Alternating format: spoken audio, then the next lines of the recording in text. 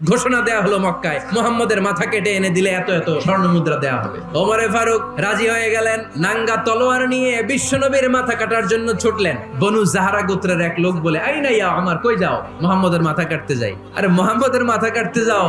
তোমার বোন আর তোমার বোন জামাই সাঈদ এরা তো ধর্ম ত্যাগ করে ফেলছে, এটা তো আমাদের ধর্ম ত্যাগ করে মুহাম্মদের ফলোয়ার হয়ে গেছে। আগে ওমর ঘর সামলাও, পরে মুহাম্মদের মাথা কাটতে যেও। ওমরে ফারুক অবাক হয়ে গেলেন, তলোয়ার নিয়ে বিশ্বনবীর দিকে না যেয়ে নিজের বাড়ির দিকে চলে গেলেন।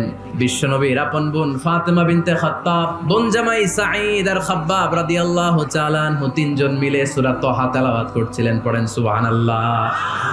মক্কায় লুকিয়ে লুকিয়ে দাওয়াত হতো। খাব্বাব রাদিয়াল্লাহু তাআলা আনহু একটা চামড়ার ফলকের মধ্যে সূরা তাহার কয়েকটা আয়াত এনে ওমরে ফারুকের বোন আর বোন জামাইকে শিক্ষা দিচ্ছে, ট্রেনিং দিচ্ছে লুকিয়ে লুকিয়ে। ওমরে ফারুক যখন ঘরে চলে আসলেন, এরা তটস্থ হয়ে গেল। সাইয়েদনা খাব্বাব বিছানার তলায় লুকিয়ে গেলেন। ওমরে ফারুক বললেন, দরজা খোলো।